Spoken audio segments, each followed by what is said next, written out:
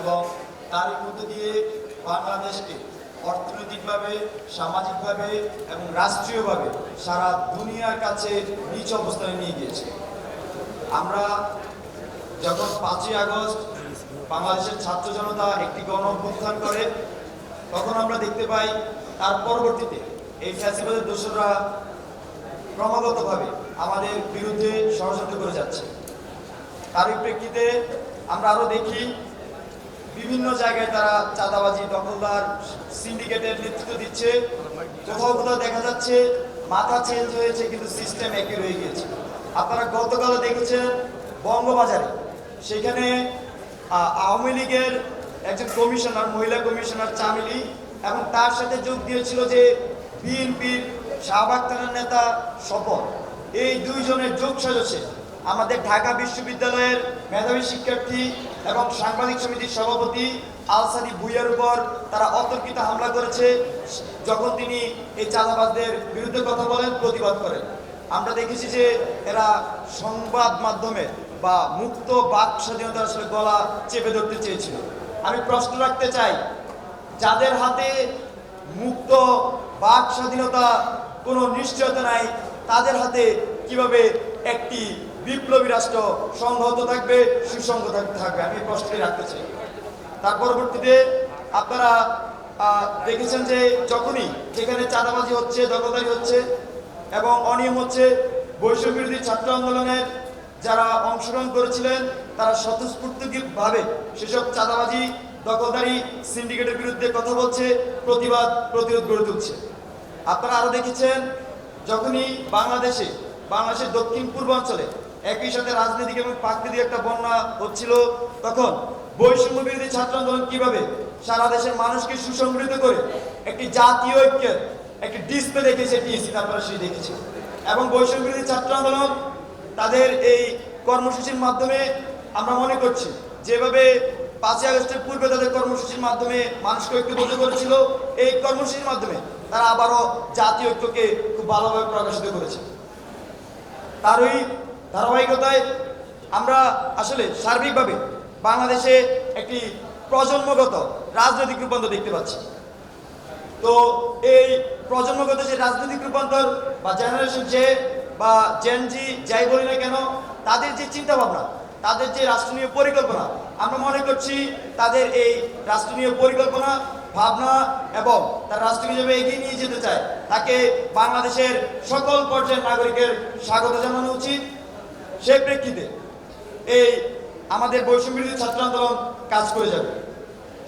পাশাপাশি আমরা আমাদের যে আইন শৃঙ্খলার অনেক জায়গায় আমরা অব্যবস্থাপনা দেখছি, তার প্রেক্ষাপটে অবশ্যই আপনাদের কারো আশা করি যে জানার বাকি নেই। এই যে ফ্যাসিবাদ, সে কিন্তু আমাদের প্রত্যেকটি সিস্টেমকে আসলে নষ্ট করে দিয়েছিল। পুলিশ থেকে শুরু করে প্রশাসনের প্রত্যেকটি ব্যবস্থা দলীয়করণ করে একটি অসামঞ্জস্যতা তৈরি করেছিল, এবং যেই সব প্রতিষ্ঠান আসলে সত্যিকার অর্থে মানুষের সেবা পেত না। এই মুহূর্তে এসে বা 5ই আগস্টের পর থেকে আমরা যে অন্তর্বর্তীকালীন সরকার গঠন করেছি, একটি গণঅভ্যুত্থানের পরবর্তী সরকার বা বিপ্লব পরবর্তী সরকার, তার সাথে বৈষম্য বিরোধী ছাত্র আন্দোলন কিন্তু মাঠে আছে। আমরা চাচ্ছি বৈষম্য বিরোধী ছাত্র আন্দোলনের পক্ষ থেকে পুলিশ সহ সকল আইন শৃঙ্খলা বাহিনীকে সহযোগিতার হাত বাড়িয়ে দিতে, এবং আমরা সেটি করছি। আমি সারা দেশবাসীকে আহ্বান করছি, আপনারা পুলিশ সহ আইন শৃঙ্খলা বাহিনী এবং প্রশাসনকে সহযোগিতা করুন। পাশাপাশি আর কি আহ্বান করবো, কোথাও আপনারা আইন নিজ হাতে তুলে নেবেন না। কারো বিরুদ্ধে যদি কোনো সুনির্দিষ্ট তথ্য প্রমাণ সহ অভিযোগ থাকে, সেগুলো নিয়ে আপনারা তার বিরুদ্ধে অভিযোগ দেন, কিন্তু কোনোভাবে আইন নিজ হাতে তুলে নেওয়া যাবে না। আমরা আগামী বাংলাদেশে সত্যিকার অর্থে আইনের শাসন চাই, এবং সেজন্য সারা দেশবাসীর সহযোগিতা চাচ্ছি। আরেকটি বিষয়, আপনারা ইতিমধ্যে স্পষ্ট হয়ে গেছেন, বৈষম্য বিরোধী ছাত্র আন্দোলন কিন্তু 5ই আগস্টের পর থেকে বাংলাদেশের নিরাপত্তায় বিভিন্নভাবে তারা কাজ করে যাচ্ছে। এবং আমি বৈষম্য বিরোধী ছাত্র আন্দোলনের সাথে যারা এই গণঅভ্যুত্থানে অংশগ্রহণ করেছিলেন, তাদের সকলকে আহ্বান করব, আগামী দিনগুলোতে আমরা যাতে এই স্বতঃস্ফূর্ত জাতীয় নিরাপত্তার জন্য আমরা কাজ করে যাই। কিন্তু আমি আবারও বলছি, কোনোভাবে আইন নিজ হাতে তুলে নেওয়া যাবে না। কেউ যদি দোষী হয়, তার বিরুদ্ধে সুনির্দিষ্ট অভিযোগ থাকে, আপনারা সেই অভিযোগ সহ যে সিস্টেমেটিক অভিযোগ প্রকাশ করার যে মাধ্যম বা অভিযোগ দেওয়ার মাধ্যম, সেখানে দিন আমরা আইনের শাসন বাংলাদেশে প্রতিষ্ঠা করতে চাই। আরেকটি বিষয়, এই যে খুনি হাসিনা ভাইরা খুব ভালো করে ব্যাখ্যা করেছেন তারা কিভাবে আমাদের ভাইদেরকে শহীদ করেছে, কিভাবে আমাদের আমাদের বুকে গুলি চালিয়েছে। তো সবকিছু মিলিয়ে এই আমরা বৈষম্য ছাত্রদলের পক্ষ থেকে খুনি হাসিনার বিচারের দাবি করছি এবং আমি দোষর যারা এই হত্যাকাণ্ডের সাথে সরাসরি যুক্ত ছিল তাদেরও বিচারের দাবি জানাচ্ছি। এছাড়াও বৈষম্য ছাত্রদলের পক্ষ থেকে আমরা তাদেরকে ক্রমাগত চিহ্নিত করার চেষ্টা করছি। আমরা আমাদের ছাত্রদের পক্ষ থেকে একটি ফ্যাক্ট ফাইন্ডিং কমিটি ঘোষণা করার পরিকল্পনা করছি। তো সবকিছু মিলিয়ে আমরা স্পষ্টভাবে জানিয়ে দিতে চাই, যারা এইসব হত্যার সাথে জড়িত ছিল, হামলার সাথে জড়িত ছিল, তাদেরকে কোনোভাবে ছাড় দেওয়া হবে না। বাংলাদেশের ছাত্র জনতা এদেরকে নিজে ফ্যাক্ট ফাইন্ডিং টিমের মাধ্যমে সহযোগিতা করে সকলকে চিহ্নিত করে আইনের আওতায় নিয়ে আসবে। তার পরবর্তীতে এই যে কর্মযজ্ঞের কথা আমি বলছি, সেই কর্মযজ্ঞ পরিচালনা করতে 5 আগস্টের পর থেকে এখন পর্যন্ত আমাদের কোথাও কোথাও হিমশিম খেতে হচ্ছে। তার অন্যতম কারণ সত্যিকার অর্থে আমাদের যে মুভমেন্ট হয়েছিল, মুভমেন্টে এত স্বতঃস্ফূর্ত অংশগ্রহণ ছিল, যার কারণে আমরা আসলে সবাইকে অতটা সুসংগঠিত করতে পারিনি। তারই লক্ষ্যে আমরা কিন্তু ইতিমধ্যে একটি টিম গঠন করেছিলাম, যে টিমের অন্যতম কাজ ছিল যে সারা দেশকে সুসংগঠিত করা। সেই টিমের প্রেক্ষিতে পাশাপাশি আমরা জিনিসটাকে এক্সটেন্ড করে আরো মহৎ পরিকল্পনা দেখাচ্ছি।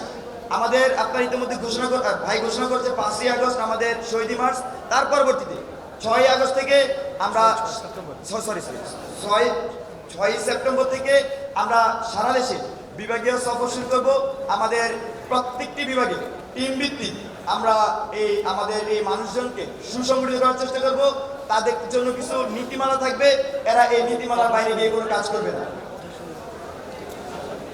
হ্যাঁ, আমরা বিভাগীয় সফর করব। আমাদের টিমগুলো আমাদের জনমত, মানুষ আসলে কি বলতে চাচ্ছে, তাদের ভাষা কি, সেটা আমরা শোনার চেষ্টা করব। আপনারা দেখেছেন আমরা এই বৈষম্য বিরোধী ছাত্র আন্দোলন পুরো মুভমেন্টে যে জিনিসটি করার চেষ্টা করেছি, আমরা যেমন একই সাথে জনমত তৈরি করার চেষ্টা করেছি, অন্যদিকে জনগণের যে ভাষা, সেই ভাষাকে রূপান্তর করার চেষ্টা করেছি। মূলত আমি বলতে চাচ্ছি, জনগণ যেটা চাচ্ছে আমরা আসলে সেটাই করার চেষ্টা করেছি। আপনারা দেখবেন যেদিন আমরা এক দফা ঘোষণা দিব, সেদিন কিন্তু আমাদের ঘোষণায় কিন্তু সবাই এক আঙুল তুলেছিল। তার মানে আমি বুঝাতে চাচ্ছি, জনগণ যেটা চায় সেটা আগামীর বাংলাদেশ হবে, আর আমরা একটি মিডিয়েটর হব। মিডিয়েটর বলতে বোঝাচ্ছি আমরা জনগণ থেকে কথা শুনবো, এই কথাগুলোকে অ্যাকুমুলেট করে সেটাই সোসাইটিতে বাস্তবায়ন করার জন্য ছুড়ে দিব। আমরা মনে করছি যে বাংলাদেশের মানুষ সেটা বাস্তবায়নে সহযোগিতা করবে এবং বাংলাদেশের মানুষের সত্যি অর্থে সেটাকে বাস্তবায়ন করবে। তো আমাদের 6ই সেপ্টেম্বর থেকে মূলত যে কর্মসূচি শুরু হবে সেটি হচ্ছে বিভাগীয় সফর এবং জেলাভিত্তিক সফর। সেখানে আমরা বিভাগীয় ও জেলা পর্যায়ে যারা আমাদের সাথে বৈষম্য বিরোধী ছাত্র আন্দোলনে যোগ দিয়েছিলেন সকলের কথা শুনবো, সকলকে সুসংগঠিত করার চেষ্টা করব এবং সুনির্দিষ্ট কিছু দিক নির্দেশনা দেওয়ার চেষ্টা করব। যেমন আমরা অনেক জায়গায় দেখেছি যে সমন্বয়ক পরিচয় অনেক ধরনের দুর্নীতির সাথে জড়িয়ে যাচ্ছে, সিন্ডিকেটের সাথে জড়িয়ে যাচ্ছে। সত্যিকার অর্থে আমি আবারও স্পষ্ট করতে চাই, আমরা বারবার স্পষ্ট করেছি, আমাদের শুধুমাত্র কয়েকটি কমিটি, ঢাকা বিশ্ববিদ্যালয় সহ জগন্নাথ, জাহাঙ্গীরনগর, চট্টগ্রাম, এরকম অল্প কয়েকটা কমিটির সাথে আমরা অথরাইজ করেছি। এর বাইরে আমরা আসলে সেরকম কোনো কমিটি দিই, জেলা ভিত্তিক আমরা কোনো কমিটি দিই নাই বলতে গেলে।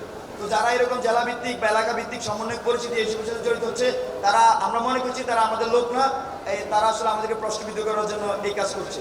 তো কেউ যদি কোথাও এই ধরনের হীন পরিচয় দিয়ে বা হীন কাজ করার জন্য আমাদের পরিচয় ব্যবহার করে, তাদেরকে আপনারা সতর্ক করে দিবেন এবং চেষ্টা করবেন যে তাদেরকে আইনের হাতে তুলে দেওয়ার জন্য। আর সাংবাদিক বন্ধুদেরকে অনুরোধ করবো এই বিষয়টি যাতে সুস্পষ্টভাবে একটু প্রচারণা করা হয়। আসলে দেশবাসী অনেক সময় আমাদেরকে ভুল বুঝতে পারে, কিন্তু সত্যিকার অর্থে যারা এই আজকে চেয়ারে বসে আছে বা যারা এই আন্দোলনের সাথে স্বতঃস্ফূর্তভাবে ছিল বা অথরাইজ, তারা কেউ আসলে এইসবের সাথে জড়িত না। আমরা একটি ঘটনা দেখেছি, এই জগন্নাথ বিশ্ববিদ্যালয়ের সহ সমন্বয়ক করেছে একজনের সাথে দুর্ব্যবহার করতে।